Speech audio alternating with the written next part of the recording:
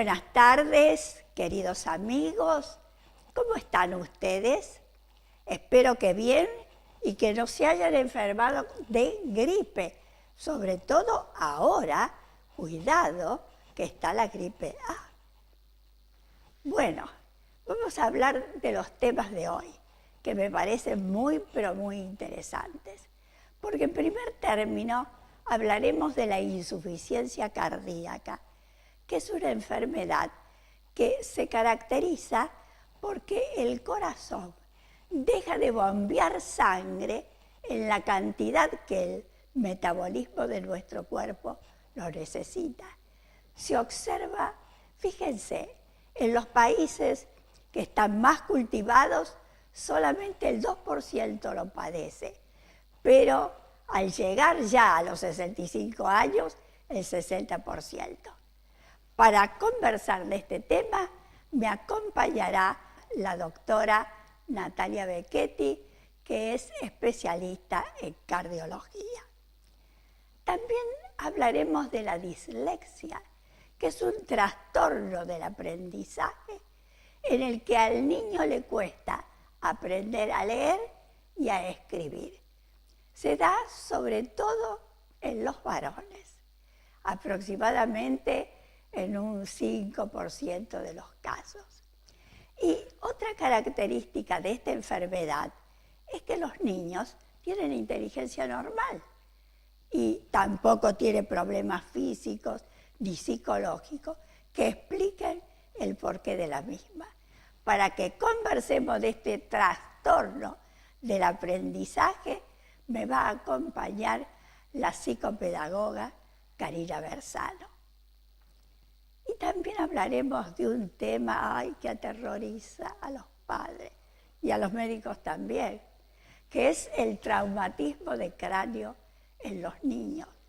Fíjense que en los más pequeños estos traumatismos de cráneo ocurren generalmente en la casa. Y este es el peligro, por eso les vamos a dar todas las indicaciones para que el chico no se les caiga de la cama o del lugar donde le están colocando los pañales, es decir, para que tengan todos los cuidados necesarios. Me va a acompañar en este tema la doctora pediatra, doctora Mercedes Fader, y con esto terminaremos el programa, que espero que les guste y que lo vean desde el principio hasta el fin.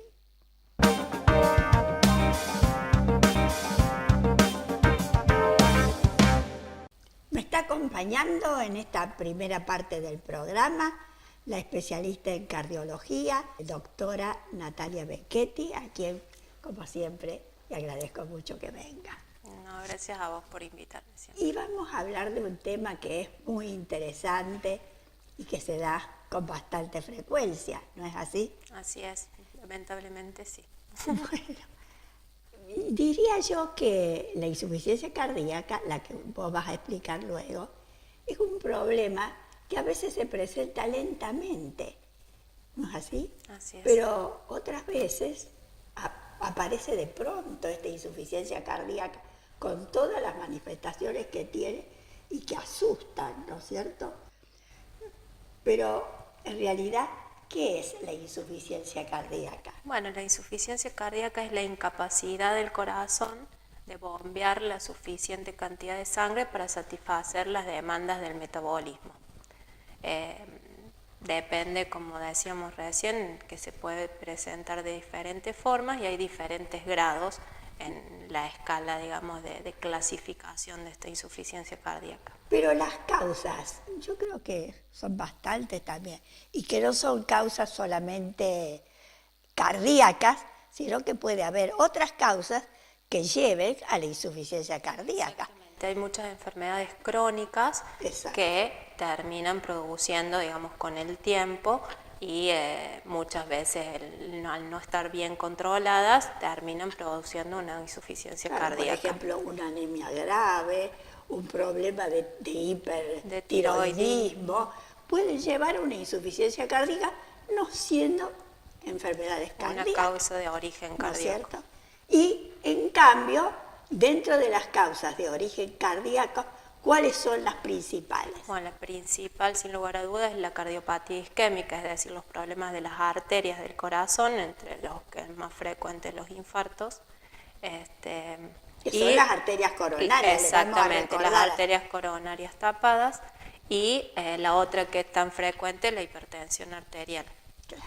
Que, bueno, ellas son las dos principales causas. Y la hipertensión, cuando no está bien cuidada esta hipertensión, entonces... es la manifestación final, claro, digamos, de las lesiones que produce la hipertensión en el corazón. Claro, porque tiene que llegar la sangre pura y al corazón y no llega porque están tapadas estas arterias a veces. Sí, y producen diferentes presiones, digamos, dentro del corazón, y esas presiones empiezan a alterar las cavidades cardíacas y hace que el corazón empiece a bombear de una forma inadecuada, si se quiere. Claro, y por ejemplo tenemos dos formas de insuficiencia cardíaca que pueden ser derecha e izquierda, según qué parte del corazón es la que está grave. Más afectada. Y a veces se superponen estas dos causas, Exactamente, que es la insuficiencia cardíaca global y que es la presentación clínica más frecuente. Más frecuente. Y dentro de esas apariciones clínicas, ¿cuál te parece a vos que es la que aparece primero? Y la principal, o por lo menos la de mayor consulta, es la falta de aire y los edemas en los miembros inferiores, es decir, que se le hinchan las piernas. Esas dos son las manifestaciones, te diría que con más frecuencia observan en la práctica. Se observa en la práctica, y bueno, sin lugar a dudas son las principales manifestaciones. Claro, pero otra manifestación que es muy importante y a veces también suele ser la primera, es la disnea, es decir, la dificultad respiratoria, exacto, ya sea estando de pie o caminando, y a veces, que ya es cuando es más avanzada, aún en la posición de reposo. Exacto. Es decir, cuando estás acostada. La ortopnea. Ortopnea o inclinada en la cama. Que muchas veces los pacientes que uno siempre les pregunta en la consulta es con cuántas almohadas duerme, porque eso nos da un indicio a nosotros de cuánto le cuesta respirar a la noche. Entonces, ahí nosotros de esa forma valoramos la ortopnea que tiene el paciente, es decir, la falta de aire nocturna al dormir. Y a veces que esa disnea aparece porque tal vez en el tratamiento ha faltado también un diurético, ¿no es cierto?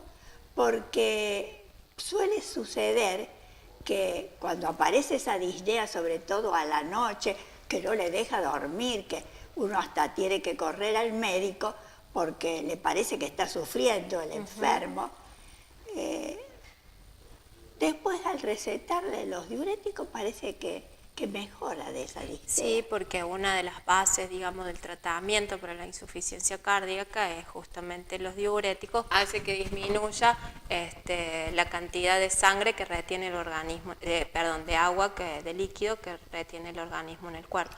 Claro, y en esos casos, por ejemplo, también sucede que es que los pulmones se han llenado de líquido, ¿no es cierto? Exactamente. Tal vez porque porque el enfermo ha tomado mucho líquido o muchos remedios o alimentos con sodio. Exacto. Pueden ser las causas esas. Exacto. Entonces, al llenarse el pulmón de líquido, entonces aparece esta dificultad respiratoria que el enfermo no lo deja dormir. No lo deja respirar y muchas veces se llama disnea paroxística nocturna, es decir, que lo despierta en forma brusca al paciente esa falta de aire y que lo primero que tienden es a buscar una ventana o algo para airearse respirar mejor.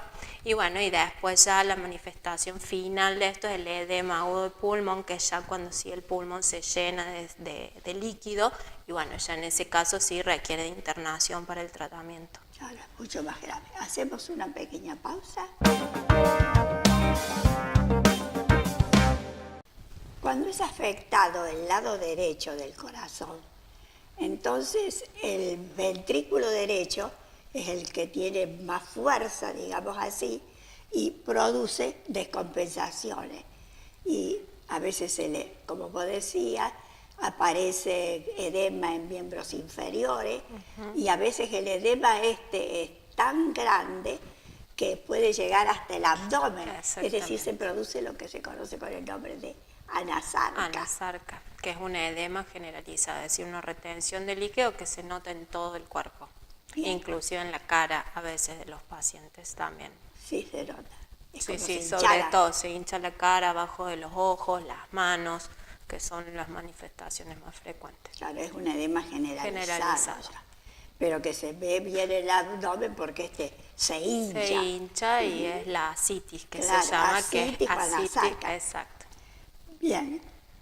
También se puede observar que la manera de descompensarse el corazón es, por ejemplo, como vamos a repetir esto, cuando se toma demasiado líquido, porque los que tienen insuficiencia cardíaca tampoco tienen que tomar mucho tanto líquido. Un litro y medio por día, no más de eso, ¿no es cierto? Claro, porque siempre se le dice a la gente, hay que tomar mucho líquido, hay que ver qué enfermedad tiene el paciente. Depende de la patología de cada uno. Pero no se le puede decir a todo, usted tiene que tomar hasta 2 litros, no. Depende de lo que tenga. Justamente en estos pacientes es restringido el uso Claro, porque dice que el aumento del agua o el aumento de los remedios o el aumento de sodio en las comidas lleva pronto a la descompensación. La enfermedad justamente lo que produce es una retención de líquido. Justamente el corazón no tiene fuerza para deshacerse de ese líquido, de hacer que ese líquido vaya al riñón y se elimine. Claro. Entonces justamente si uno le incorpora más desde afuera, es decir, con mucho líquido o sal, que es lo que va a retener más aún el líquido en el cuerpo, bueno, las manifestaciones son mayores. Claro. Y es fácil que se descomponga, ¿no es cierto? Sí, un enfermo con insuficiencia cardíaca. Ahí ya en estadios avanzados hay que tener mucho cuidado y el paciente puede tener una buena sobrevida, pero con controles muy estrictos de todo, tanto de medicación como del estilo de vida, porque una gripe o una infección menor lo puedes compensar mucho. O una dosis de medicamento insuficiente, o mucho calor, o mucho frío. Y también ciertos medicamentos le pueden hacer mal. Los antiinflamatorios. Exactamente. Que son tan frecuentes que todo el mundo los toma. Le duele la cabeza, antiinflamatorio. Le duele la uña, antiinflamatorio. Exacto. No puede ser eso. No, hay que tener, sobre todo en este tipo de pacientes, mucho control sobre eso porque, como decimos, pequeñas es algo que parece que fuera menor, pero en el contexto general de la enfermedad puede producir una alteración importante.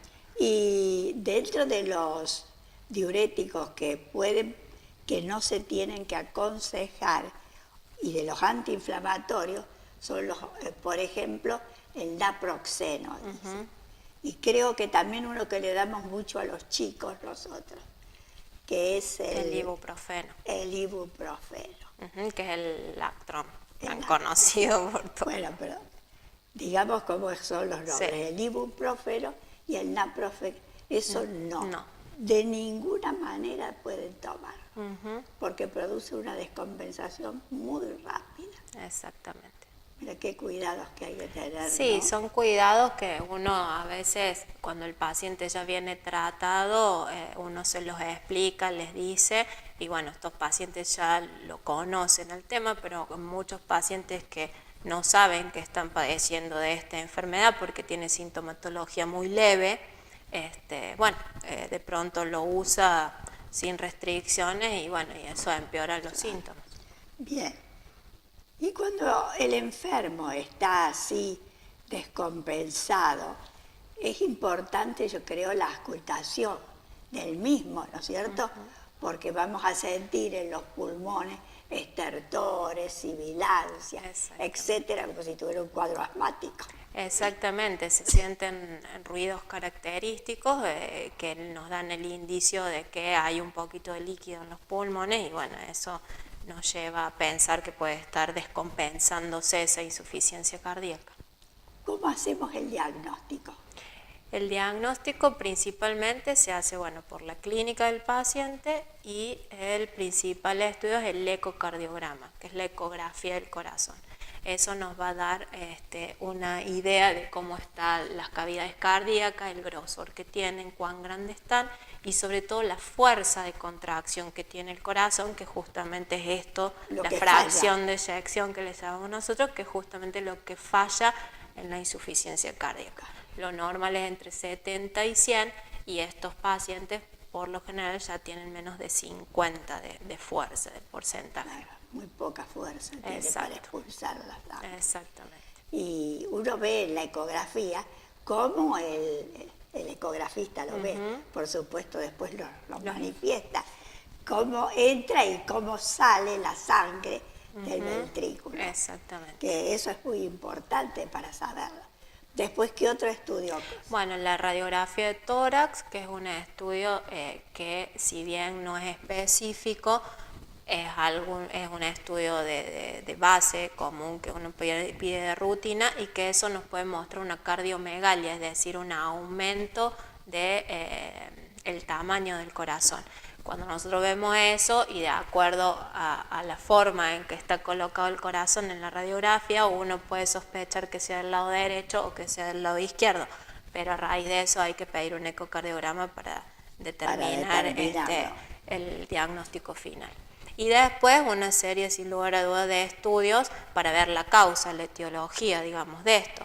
Pensar si es isquémico, pedir un cateterismo, es decir, pensando que las arterias están tapadas, o pedir un electrocardiograma, un Holter, para ver que no se haya alterado el ritmo cardíaco, que sea causa de una arritmia en su insuficiencia cardíaca, o a veces que haya soplos y que sea una alteración de las válvulas cardíacas, que eso también se ve en el eco y que es una causa también de insuficiencia cardíaca, es decir, y bueno, un laboratorio sin lugar a duda completo para determinar todo esto que hablábamos antes. Bueno, y con pocas palabras, ¿cuál es la medicación en general que se utiliza para la insuficiencia cardíaca?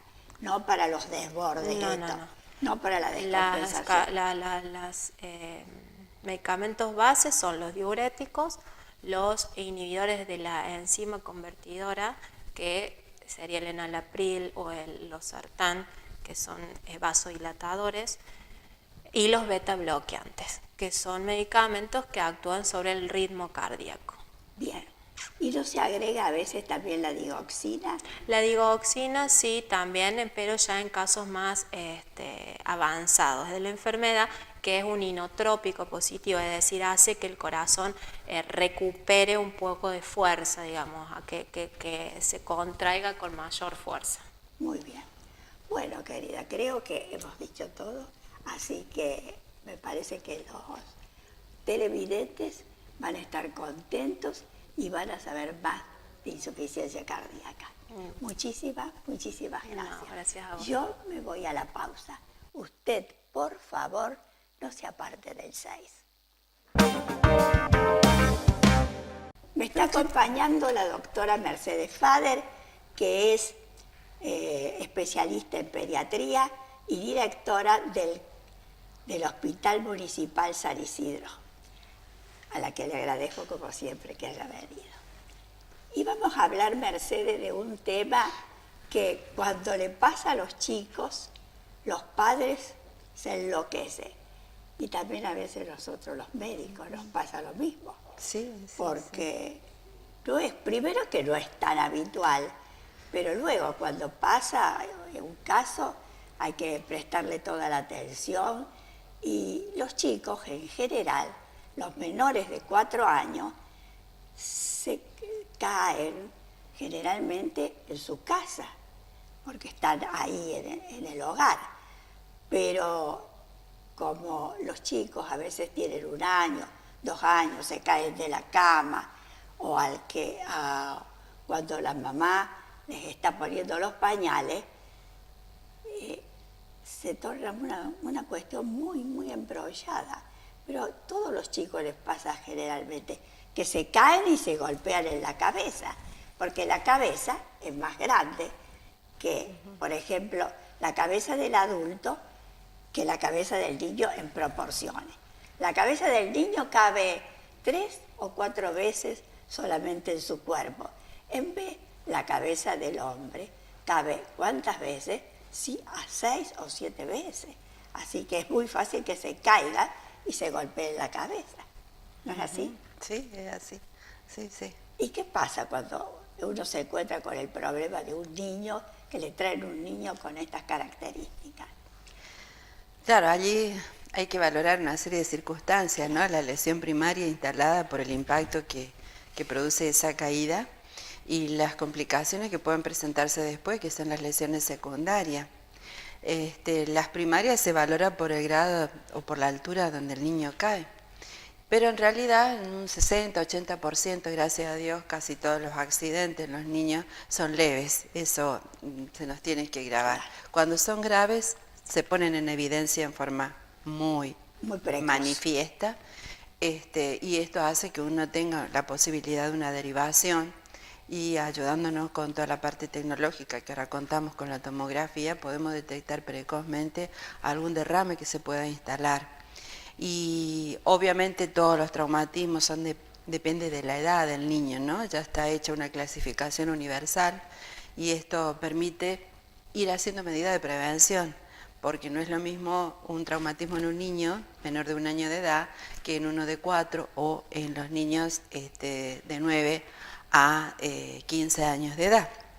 Claro, por eso es lindo clasificarlos, sí, esos traumatismos. Se va teniendo en cuenta de acuerdo a la edad del pediátrica. Por ejemplo, de la altura a la que cae, porque es muy importante. Sí. Si cae a una altura menor de los 90 centímetros, no va a ser en general tan grave. Sí. Pero si es superior a los los 90, ya es una lesión a considerar. Claro, ¿no? Una lesión a considerar. Por eso, más que nada. Porque es una altura grande para un chiquito. Claro. Y, por ejemplo, si tiene también la edad, si tiene menos de 1 año y llega un chiquito con un traumatismo así de cráneo, ¿qué pasa? ¿Qué vamos a pensar? ¿Qué le vamos a preguntar a la mamá? Se hace la valoración completa porque la madre viene desesperada, se le cayó y no hay forma de sacarle una pregunta, a veces no sabe ni de dónde se le ha caído, pero de todas maneras, haciendo la valoración a través de la escala de Glasgow, que uno lo tiene que tener en forma inmediata y eso nos permite muchísimo hacer un diagnóstico y darle tranquilidad a los padres. Nos ha pasado muchas veces que, bueno, en el cambio de pañales se le cae la cama por ser chicos muy inquietos, sobre todo los de 11, 12 meses de edad, que al darse vuelta, a rodar, ya se caen y no dejan que la mamá, en el afán de tomar el pañal para poder ponérselo, allí ellos ruedan y caen, ¿no? Entonces, tranquilizarle, ver la respuesta motora, la respuesta palpebral y ocular del niño, que si está bien y consciente, obviamente lo tenemos en observación. Si el Glasgow es muy bueno, de 15, bueno, damos tranquilidad a la madre y lo mantenemos en observación unas horas. El tema viene cuando el traumatismo es de moderado a grave, el Glasgow es inferior. A los 15 ya entramos, el 14 es, esta escala responde obviamente a una serie de respuestas que nosotros lo valoramos médicamente, pero cuando ya hay un grado de inconsciencia, el traumatismo en un niño es grave y hay que hacer la derivación en forma inmediata a un centro de mayor complejidad con terapia intensiva pediátrica, ¿no? Claro. Porque se ha modificado toda la escala de valores para la edad pediátrica, ya no es la misma que tenemos la del adulto y tampoco también se modificó de acuerdo a la edad del niño. Entonces, esto a nosotros nos permite estar valorando lo que puede pasar dentro de 1 o 2 horas también, claro, en forma premonitoria. Eso es lo que también tenemos que decir, que a veces los síntomas son rápidos, pero a veces demoran varias horas en aparecer esos síntomas, y que pueden ser síntomas de llanto solamente, de dolor, o pueden ser síntomas de somnolencia, o quejarse de que le duele la cabeza, si es un chiquito ya un poquitito mayor, que le duele la cabeza y todo eso. Y sobre todo hay que mirarle los reflejos, sobre todo los reflejos palpebrales y pupilares. Claro, y ahí tenemos Glasgow, que Por el eso. Glasgow nos permite hacer todo eso en forma inmediata, el reflejo ocular, palpebral y la respuesta motora. Claro, pero vamos a explicarle porque la gente eso no lo entiende, lo de Glasgow. Entonces tenemos que decirle que, por ejemplo, cuando nosotros hablamos de los reflejos pupilares, que tiene que ser idéntico en ambos ojos, es decir, ser simétrico, porque si no, no van a entender. Sí, pero la mamá de todas maneras eso no lo va a hacer, doctora. Es el médico que lo Sí, está pero uno valorando. le tiene que decir a la madre. Bien, hacemos una pequeña pausa. Cuando el chiquito es mayor del año, ¿qué tenemos que hacer? No, y depende también del tipo de traumatismo que tiene, obviamente. Ya allí se entra a valorar la subida a la escalera, que es muy factible que los chicos hagan por una atracción que ellos tienen, los escalones, y después tenemos la deambulación que hacen en la vía pública, con el uso de las bicicletas también, ¿no? Que es también un tema que cuando ya empiezan a andar se les hace las rueditas, después se les quita las rueditas a las bici, y bueno, es factible que tengan un accidente en la vía pública también. Y eso hace que las lesiones en estos casos sean un poco más consideradas. Pero en todo esto sí me acuerdo algo importante que tenemos que decir. Todo tipo de traumatismo, ya sea, sobre todo en menores de 1 año, hay que considerar también el maltrato infantil.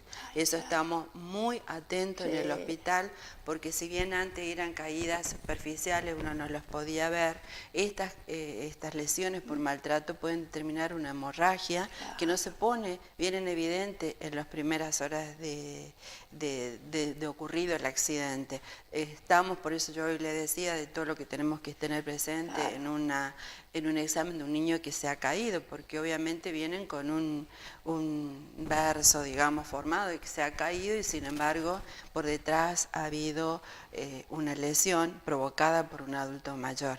Entonces a veces son lesiones leves, pero en muchos casos, como sabemos que escuchamos a diario, son lesiones graves y que determinan la muerte del niño, ¿no? Claro, que uno tiene que, en ese caso, hacer que una denuncia correspondiente, si está segura. Sí, si está segura, una denuncia correspondiente. Sí. ¿No es cierto? Sí. Igual inmediata. Claro, es inmediata eso tiene que ser. Y aparte se puede demostrar a través de radiografía, a nivel, estamos hablando específicamente de traumatismo cráneoencefálico, pero también estos se suelen ir acompañados de otros tipos de lesiones en distintas partes del cuerpo. Entonces como que tenemos que tener una visión integral del chico cuando tenemos este tipo de accidente y una mirada permanente en forma integral con respecto a lo que es el maltrato infantil. Claro, eso me parece muy, pero muy importante, y lo vemos todos los días a través de la televisión.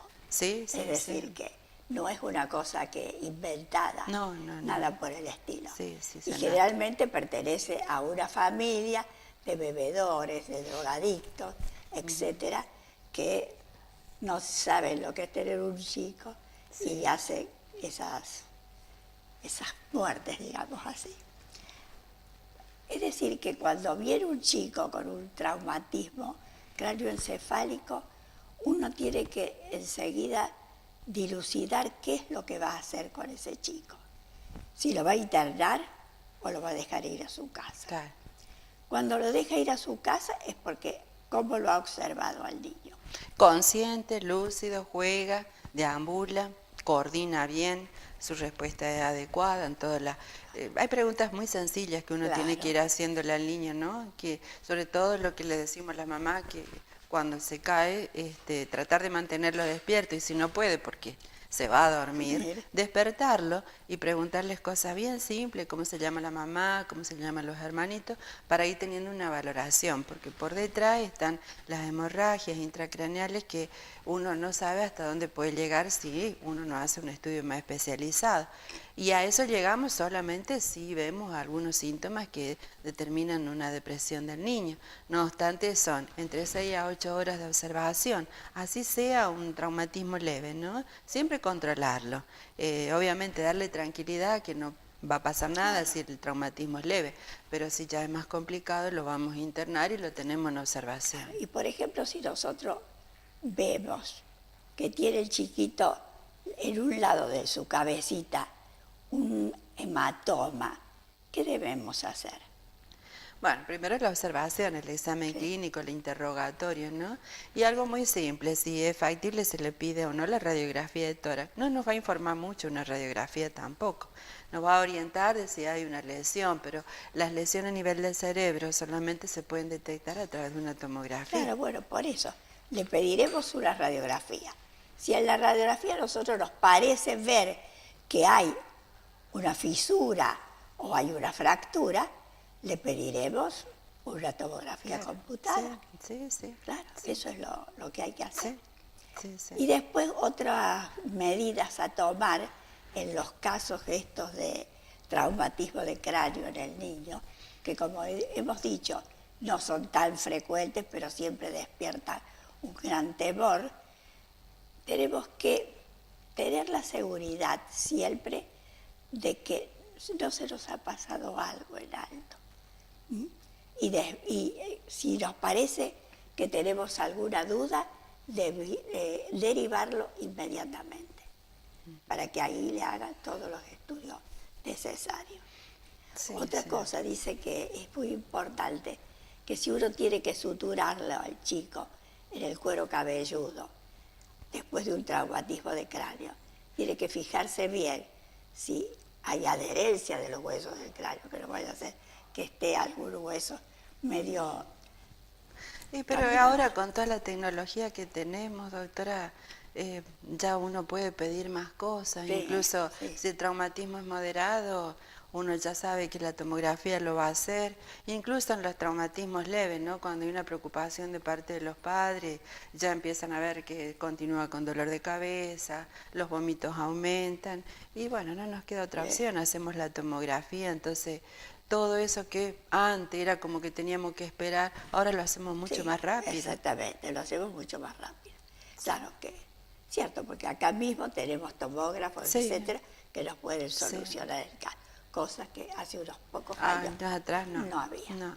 Bueno, no sé si tenés que decir algo más.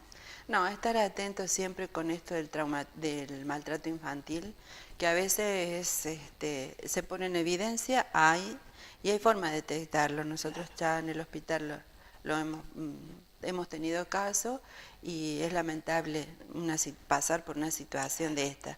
Entonces, si es algo ocasional, cuando el chico empieza a deambular y cae de carita, es una cosa. Pero el tipo de maltrato infantil a veces nos angustia como pediatra porque somos los responsables, somos la patria potestad de ellos, ¿no? Cuando sabemos que hay una lesión de este tipo. Y fortificar todo lo que es medidas de prevención en la casa, en la calle, enseñarle a los chicos que tienen que usar el casco en la bicicleta. Cuesta horrores, doctora, que se pongan el casco en la bicicleta cuando andan. Salen y ahora con estas bicis tan veloces que tenemos, pareciera que en los adolescentes usar casco es mala onda. Entonces, decirles que se pongan, porque por algo están, y les van a proteger. Antes costaba tanto que se pongan el casco en las motos y ahora tenemos que seguir insistiendo en las bicicletas. En la bici no se las ponen. No se las ponen. Nadie se las Por eso, insistir a los padres que se pongan, las lesiones van a ser mucho menores, obviamente. Y hay que tener en cuenta que casi todos los chiquitos de edad escolar, van a la escuela en bicicleta. Sí, por eso porque lo tienen distancias grandes. Claro. Así que, vehículo de transporte. Claro, pero no usan para nada. No usan el casquito. No lo usan. Bueno, muy bien, Mercedes, como siempre. Te agradezco mucho que hayas venido. Y yo me voy a la pausa. Usted, por favor, no se mueva del 6.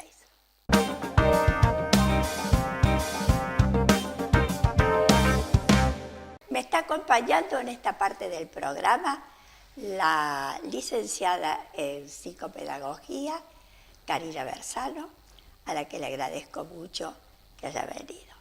Y que es también la directora del nuevo lugar. Sí. ¿Qué nombre tiene? Bueno, nosotros éramos INEDI, ahora nos llamamos CENIR, por un cambio de razón social, pero estamos todos los mismos profesionales. El director médico sigue siendo el doctor Linsuaín, la directora institucional sigo siendo yo, o sea, el staff de profesionales, estamos todos los mismos. Es una cuestión nomás de nombre. De nombre, Cambio de nombre. pero tenemos los mismos servicios, tenemos consultorios externos, Tenemos los servicios de integración escolar, el servicio de rehabilitación para niños y para adultos. Qué bien, Sí. me parece muy, muy bien. Yo sé que muchos acuden a las charlas de la memoria y todas Sí. contentísimas, te digo. Sí, estamos haciendo, ahora que decís, Niata, las charlas de la memoria, permitime Sí. hablar un poco que, bueno, los días martes y jueves tenemos 2 psicólogos, la licenciada Noelia Tisera y el licenciado Hernández. Están haciendo unos cursos de un taller de estimulación de la memoria.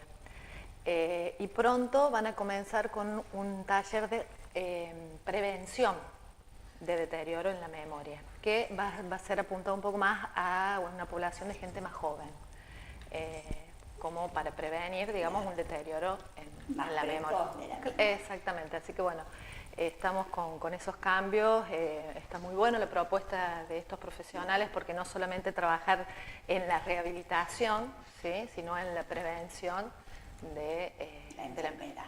Sí, así que bueno, eso después vamos a comentarte un poco Te también. felicito, Bueno. te felicito.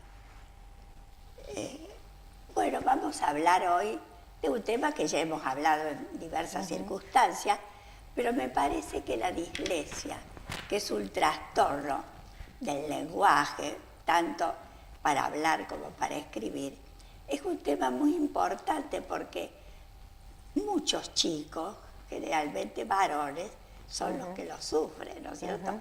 Más o menos un 5 o 10%, más que las mujeres. Nosotros ese problema generalmente no lo tenemos. Tenemos otros, pero ese no.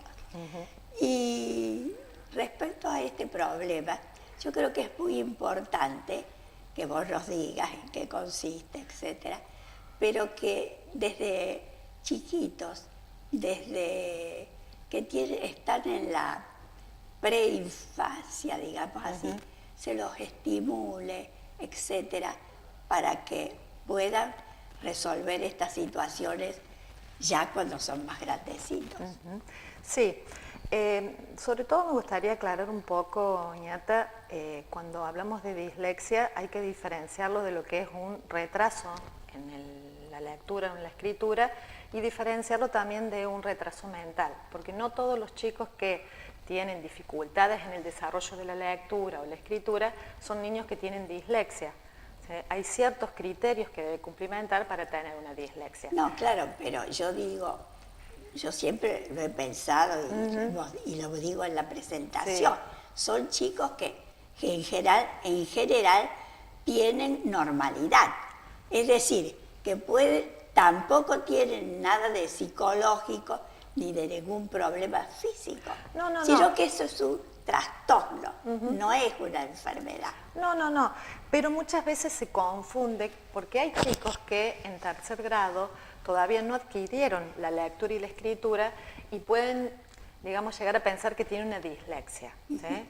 Hay chicos que llegan a tercer grado, que omiten letras o que no tienen la velocidad lectora esperada para la edad y no necesariamente tienen una dislexia, ¿sí? Como vos dijiste, las personas que tienen una dislexia tienen un rendimiento intelectual adecuado, esperado para la edad. No es un chico no anormal. No es un niño con un retraso ni un niño anormal, sino que es un niño que el proceso de desarrollo de la lectura está alterado, y está alterado en la decodificación lectora, en la velocidad lectora, y después eso se traslada también en la escritura. Nosotros vemos los niños que omiten letra, invierten letra, pero para diagnosticar la dislexia siempre decimos que debemos esperar hasta un tercer grado, ¿sí? En donde el proceso de alfabetización ya es como que hay partes que se están culminando o cerrando. Si bien la alfabetización nunca termina, pero en un tercer grado es como que es, digamos, la etapa límite en donde uno espera para diagnosticarla la dislexia. Y más allá de que nosotros tenemos que asegurarnos que tenga un rendimiento intelectual acorde a lo esperado, que no haya un retraso, también tenemos que ver qué áreas están afectadas, ¿sí? Porque en la persona disléxica el área que suele estar afectada es el área del lenguaje. Por eso esto que vos decís también es muy importante, porque los niños en el prejardín seguramente han presentado algunas dislalias simples en el lenguaje, dificultades en la estructura, en la sintaxis de la oración, cuando ellos se expresan. Claro, en la pronunciación. En la pronunciación, en la organización de su esquema corporal, en el reconocimiento de colores, ¿sí? Siempre hay indicadores que nosotros cuando hacemos la historia vital y escolar de nuestros pacientes, siempre vamos viendo que ya en el prejardín o en el jardín hubo algunas lucecitas que se fueron prendiendo y que nosotros tal vez lo tomamos como algún indicador esperado, pero no, era ya una luz roja que nos estaba diciendo que algo estaba pasando. Muy bien, hacemos una pequeña pausa.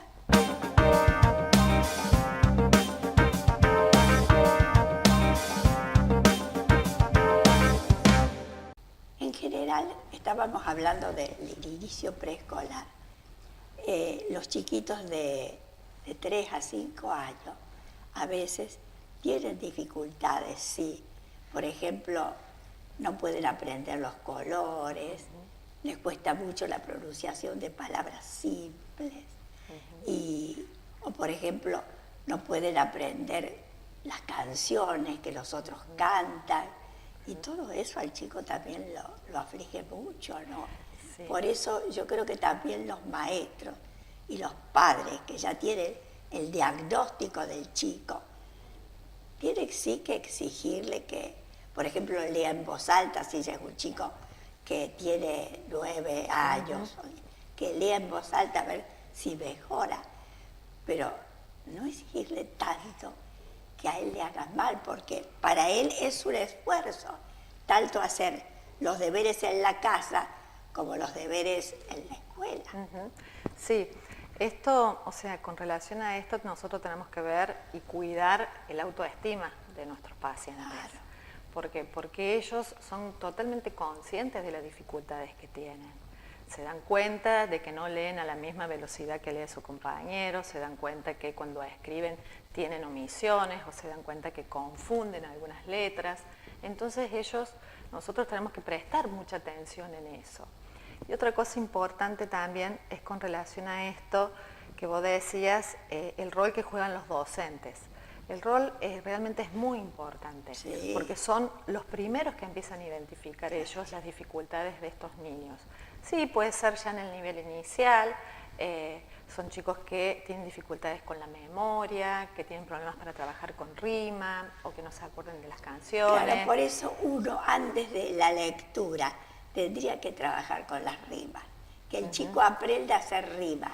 Sí, bueno, eso por ejemplo en el jardín los docentes los trabajan, que se llama la conciencia fonológica. Una de las causas de las dislexia es el desarrollo de la conciencia fonológica, o sea, no es lo suficiente como para poder adquirir la lectura o la escritura. La conciencia fonológica es la relación que hay entre fonema y grafema. Cuando yo me puedo dar cuenta con qué letra comienza una palabra, con qué letra termina una palabra, y todo eso en el jardín se trabaja. Entonces, es como que van preparando este desarrollo de la conciencia fonológica para poder, digamos, llegar a la lectura o la escritura. Yo pude hacer un pequeño trabajo de investigación en las escuelas, en una escuela primaria de acá de Oncativo, una escuela pública y una escuela privada, y realmente el desarrollo de la conciencia fonológica o la capacidad de la conciencia fonológica se trabaja, ¿sí? En nuestras escuelas. Y es una manera de prevenir, un posible retraso en la lectura o una posible dislexia. Bien. Ahora, por ejemplo, los padres sí tienen que ayudarlo en el sentido de que ya cuando tiene 9 años, hacerle leer pero en voz alta. Me parece que eso es una mecánica muy buena, que lea en voz alta, porque así él mismo se va a ir dando cuenta de la torpeza a veces en las cosas que dice. Sí, una de las intervenciones o de las indicaciones que se les suele dar a los papás es que los hagan leer en voz alta y, por ejemplo, no tanto en cantidad, sino en la calidad de lo que él está leyendo. Claro. Que a lo mejor todas las noches o a la tarde, ¿por qué digo a la tarde? Porque muchas veces a la noche ya están más fatigados, porque son niños que tienden a fatigarse un poco más también, porque hay dificultades atencionales. Claro. Uno cuando ve el perfil neurocognitivo ve que tiene dificultades atencionales. Pero se les suele sugerir a los papás que a lo mejor comiencen con una oración, ¿sí? Después con 2 oraciones y así sucesivamente hasta llegar a un texto adecuado a la edad que ellos tienen. Pero la lectura en voz alta es, digamos, una intervención que suele hacerse. Muy bien. Otra cosa que me parece importante, que es cuando, por ejemplo, él tiene que hacer una prueba y tiene que estudiar bastante, ya el chico más grande, hablemos de un chico ya que tiene 10 años, 11 años, entonces, si él se pone a hacer todo, no va a llegar. Entonces, que alguien de la casa, de un adulto o un hermano mayor, le lea en voz alta para que él no se fatigue tanto, ¿me entiende? Esa es una manera de ayudarlo.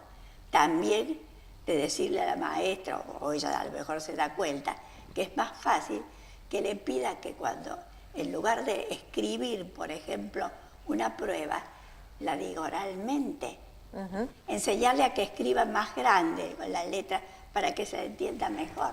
Sí, bueno, con relación a eso nosotros le pedimos a los docentes es que, bueno, que si no han llegado a terminar la prueba, que le permitan decirlo en forma oral, o si a lo mejor lo que escribieron no se entiende, que pueda tener una defensa oral de eso. Nosotros lo que siempre decimos es que hay que evaluar lo que quisieron poner y no lo que pusieron, porque en una evaluación, obviamente, en la instancia evaluativa, primero porque todo lo que implica una instancia evaluativa, la ansiedad, los nervios, y ellos tienen dificultades en la estructura de la oración cuando escriben, y muchas veces no se entienden lo que ellos quieren poner, pero sí está el significado de lo que quisieron poner. A lo mejor sí podemos ver que el contenido está, pero no está la manera en cómo ellos lo escribieron. Entonces eso es una intervención que también se hace con los docentes, que es aceptada obviamente cuando el niño está en tratamiento, cuando hay un diagnóstico, ¿sí? Porque insisto, no todos los niños que escriben mal o leen mal tienen una dislexia. Hay un perfil neurocognitivo que hay que determinarlo. Perfecto. Bueno, me parece muy interesante todo lo que has dicho. Podríamos hablar mucho más, porque sí, es un tema que da para más, sí, pero el tiempo acá es muy soberano. Bueno. Te agradezco mucho. No, gracias a vos. Muy lindo todo lo que has dicho. Queridos amigos de Oncativo y de Oliva, ¿qué tal? ¿Les gustó el programa? A mí me gustó mucho. Yo creo que estuvo lindo. Si no los pueden ver, por favor, véanlo por Facebook. Y ahí con el mismo nombre, Por Nuestra Salud. Hasta el próximo martes, si Dios quiere, con un beso muy grande para todos.